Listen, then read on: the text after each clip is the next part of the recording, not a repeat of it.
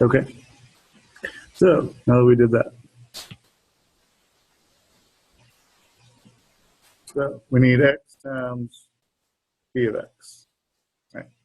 So I'm going to hit equals that one times that one. And then drag it down. And then so the mean is just going to be the sum of those guys. Right. So that's not too hard, is it? You liked that one, didn't you?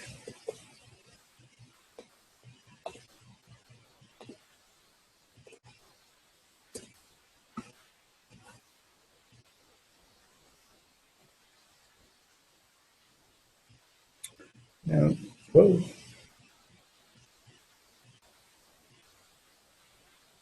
Oh, they don't add up to 1.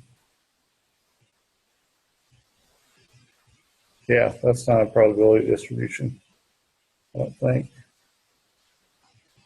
Let's double check.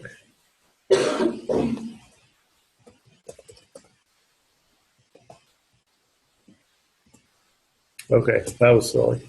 They didn't give us a probability distribution because the probabilities don't add up to 1. So that was kind of ridiculous.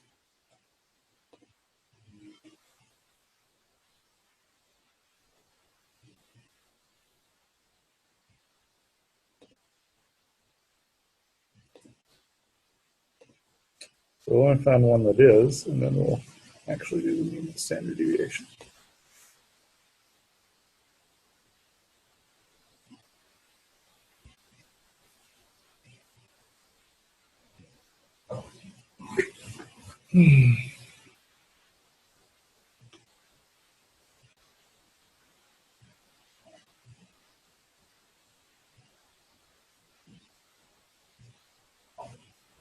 Well, while we're waiting for it to load, let me go ahead and tell you how to do standard deviation, because it's the more annoying one. Okay, so standard deviation. Well, if you remember the formula for standard deviation, which I told you, hey, we're not going to use it, don't remember it. So I doubt most of you do. It's just like that. It's the standard deviation. Well, the variance is the sum of, you do each value minus the mean. Basically, you're just averaging how far each value is from the mean. So you go each value minus the mean, and you square it for reasons we talked about back then, and then times the probability of that value. If you want the standard deviation, you take the square root of that, right? Okay, so in Excel, like after you've done this chart to find the mean, so the next thing you would need to do is you would need to find x minus mu squared all the way across. So you would like hit your A1 minus wherever your mean is. I'm going to make up a number. Say it's at D7 squared. The thing is, you want that x to move as you like pull down. You don't want that mean to move. So the way in Excel, if you want to say I want to use that same cell every time, I don't want it to move when I pull across. To do that, you put dollar signs on it. So the first dollar sign says, hey, if I change the column, I don't want the column to change. The second dollar sign says if I change the line number, I don't want the line number to change. So if you put dollar signs on both of them, they'll say, okay, I always want that spot, because it's, and wherever I've got my mean at, I don't want that to change. I want to use that mean all the way across. So I put dollar signs on it, and then drag it down.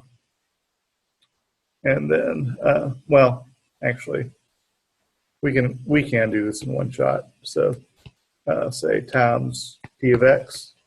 So it'd be like A1 minus the mean squared times B1, and then drag it down, and then do sum. Right. Okay, let's see if it managed to pull up the new problem. It has not. Wow.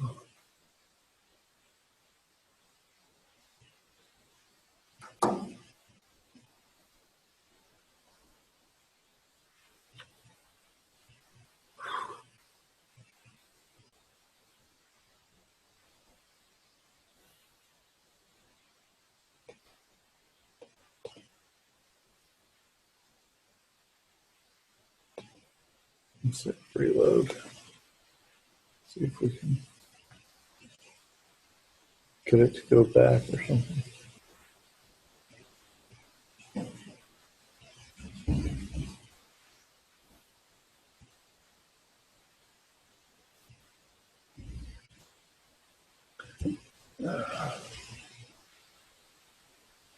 Having good stories time.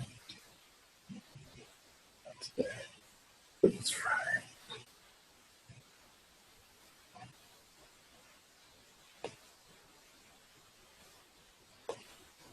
I'm playing with the windows while I wait. Maybe any good stories, Carter? You're always so